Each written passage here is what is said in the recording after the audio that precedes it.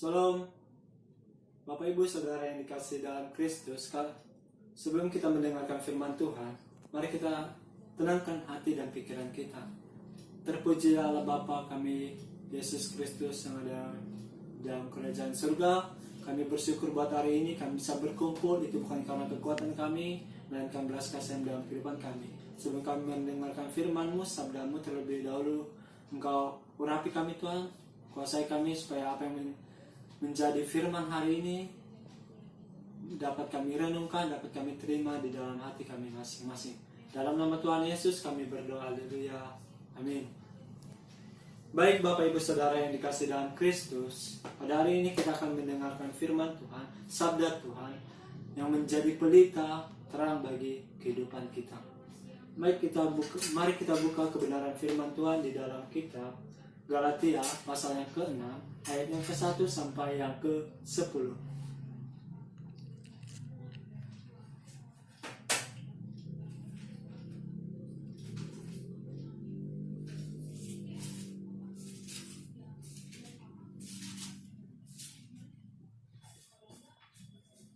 Baik Bapak Ibu Saudara yang sudah dapat katakan amin. Baik Bapak Ibu Saudara, kita akan membacakan firman Tuhan. Bapak Ibu Saudara cukup memperhatikan Alkitabnya masing-masing. Saya akan membacakan ayat 1 sampai yang ke-10. Terlebih dahulu izinkan saya untuk membacakan perikop yang diberikan Lembaga Alkitab Indonesia. Saling membantulah kamu. Saudara-saudara, kalaupun seorang kedapatan melakukan suatu pelanggaran, maka kamu yang rohani harus memimpin orang itu ke jalan yang benar. Dalam roh, lemah lembut sambil menjaga dirimu sendiri, supaya kamu juga jangan kena pencobaan. Bertolong-tolonganlah menanggung bebanmu, demikianlah kamu memenuhi hukum Kristus. Sebab kalau seorang menyangka bahwa ia berarti, padahal ia sama sekali tidak berarti, ia menipu dirinya sendiri. Baik tiap-tiap orang memuji pekerjaannya sendiri, maka ia boleh bermegah melihat keadaannya sendiri dan bukan melihat keadaan orang lain. Sebab tiap-tiap orang akan memikul tanggungannya sendiri.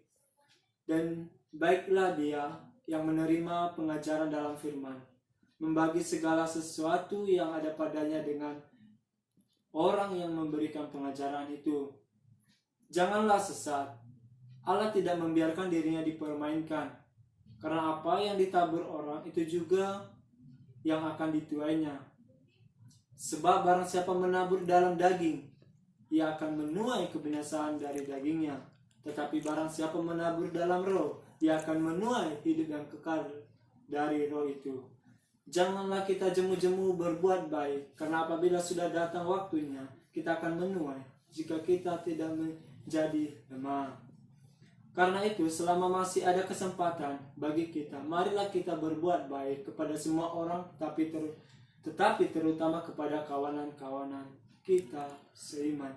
Ayat yang ke-10, ayat paling terakhir, tetapi terutama kepada kawan-kawan kita seiman.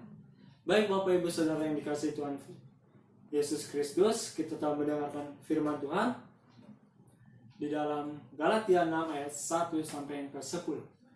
Kita akan mengangkat satu tema. Tema pada hari ini ialah jangan sesat. Jangan sesat. Pikiran kita jangan sesat. Ini berhubungan dengan orang-orang yang beriman di dalam Kristus Yesus Tuhan. Di dalam Yesus Kristus Tuhan. Orang percaya beriman harus tetap menjaga iman yang teguh di dalam Kristus. Imannya harus tetap teguh, tidak sesat. Di ayat yang ke-7. Tema kita hari ini adalah jangan sesat.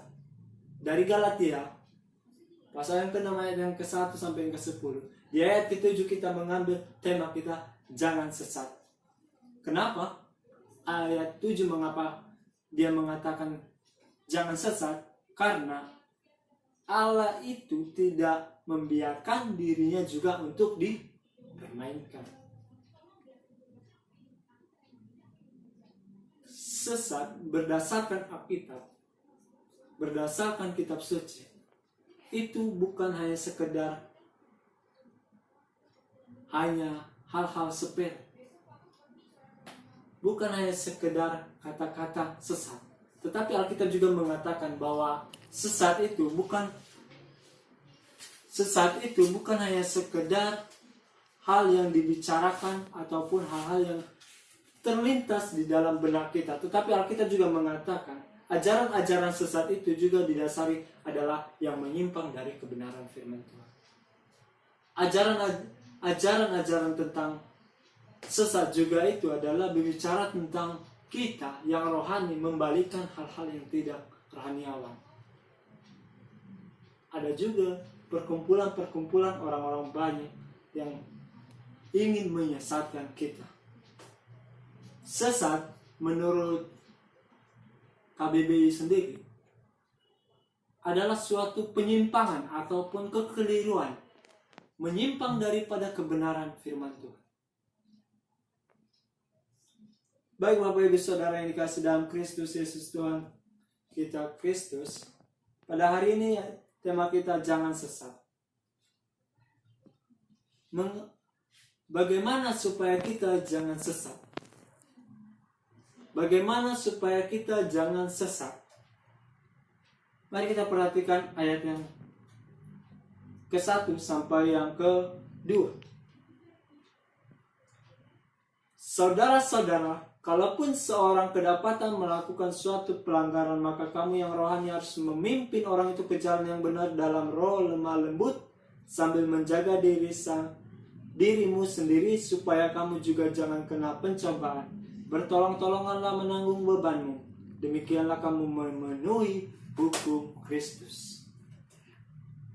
Hukum Kristus yang pertama adalah kasihi Tuhan Allah. Hukum yang kedua adalah kasih sesamamu manusia, seperti mengasihi diri sendiri.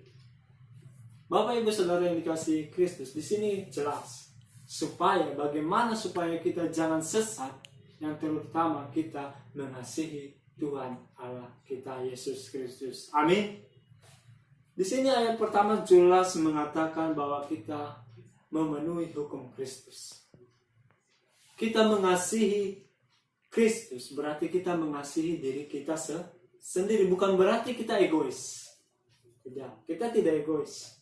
Kita justru diajarkan di ayat yang pertama tadi, marilah kita menjaga diri sendiri supaya kita juga jangan kena pencobaan.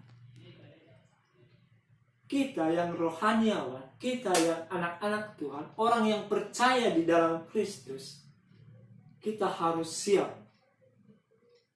menjadi pelaku-pelaku firman.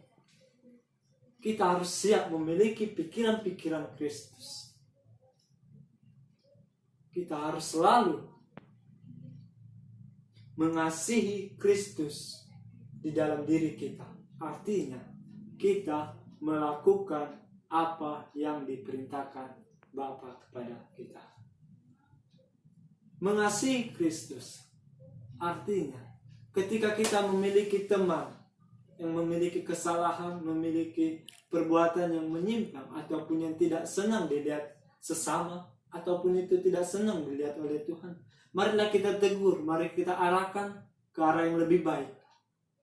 Kita sebagai anak-anak Tuhan yang sudah tahu tentang kebaikan, yang tahu tentang kerohanian, mari kita mengarahkan teman-teman kita, mengarahkan para saudara-saudara kita untuk menjadi orang-orang pengikut Kristus, menjadi orang-orang yang rohaniawan, sehingga kita layak di hadapan Tuhan Yesus Kristus. Itu hal pertama, supaya kita jangan sesat. Kita mengasihi Yesus. Yang kedua, supaya kita jangan sesat di dalam kehidupan kita. Yang kedua, kita harus dapat menguasai diri. Dalam hal apa kita menguasai diri? Apakah hal ketika saudara kita jatuh di dalam dosa, ketika saudara kita tidak tahu apa-apa, ketika saudara kita lagi lemah, kita biarin aja, sudah kita menguasai diri, Tidak, itu namanya egois. Ketika kita seorang anak Tuhan, ketika kita di dalam Tuhan, ketika kita menjadi anak-anak yang layak di hadapan Tuhan, kita harus dapat menguasai diri kita. Menguasai diri artinya peka terhadap sesama kita. Menguasai diri, kita perhatikan di ayat 3, 4, dan 5, 6. Sebab kalau seorang menyangka bahwa ia berarti, padahal ia sama sekali tidak berarti, ia menipu dirinya sendiri. Baiklah tiap-tiap orang menguji pekerjaannya sendiri, maka ia boleh bermegah melihat keadaannya sendiri dan bukan melihat keadaan orang lain. Sebab tiap-tiap orang akan memikul tanggungnya sendiri. Dan baiklah dia yang menerima pengajaran dalam firman, membagi segala sesuatu yang ada padanya dengan yang memberikan pengajaran itu. Penguasaan diri sangat penting. Di dalam ayat yang ketiga dikatakan, sebab kalau seorang menyangka bahwa ia berarti, padahal ia sama sekali tidak berarti, ia menipu dirinya sendiri. Mengapa saya mengambilkan kata menguasai diri? Kita sebagai orang Kristen, kalau kita tahu bahwa diri kita berarti, marilah kita melakukannya. Melakukan segala sesuatu untuk kebaikan Tuhan. Kita harus melawan daripada keinginan daging kita, keinginan yang bertentangan dengan Tuhan, bertentangan dengan firman Tuhan, bertentangan yang tidak disukai dengan Tuhan. Tuhan tidak senang jikalau kita berkata kita anak Tuhan. Ketika kita melihat teman kita jatuh, ketika kita melihat teman kita lagi butuh, kita bilang kita anak Tuhan. Tetapi kita di dalam hati kita berkata, buat apa gua bantu? Itu tidak ada artinya. Artinya kita tidak dapat menguasai diri kita sebagai tubuh yang benar-benar sebagai manusia, tidak sanggup menguasai diri kita untuk melawan keinginan daging kita. Selayaknya anak-anak Tuhan harus sanggup menguasai keinginan daging itu yang sifatnya tidak membantu atau tidak membangun sesama manusia. Yang ketiga, jangan sesat. Bagaimana supaya kita jangan sesat yang ketiga? Yang ketiga adalah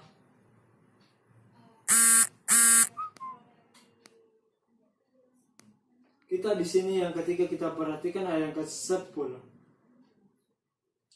Karena itu selama masih ada kesempatan bagi kita, marilah kita berbuat baik kepada semua orang, tetapi terutama kepada kawan-kawan kita seiman.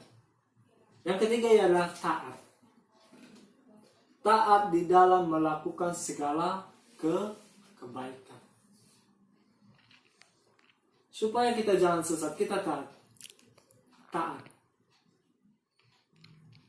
Taat di dalam mengasihi Kristus, taat di dalam menguasai diri, taat di dalam berbuat baik sesama manusia. Ketaatan akan memberikan kepada kita suatu iman yang teguh. Semakin dalam ketaatan kita, semakin diuji dan kita semakin taat, semakin kokoh iman kita di dalam Kristus. Sehingga kita seorang anak Tuhan tidak akan mudah disesatkan lagi.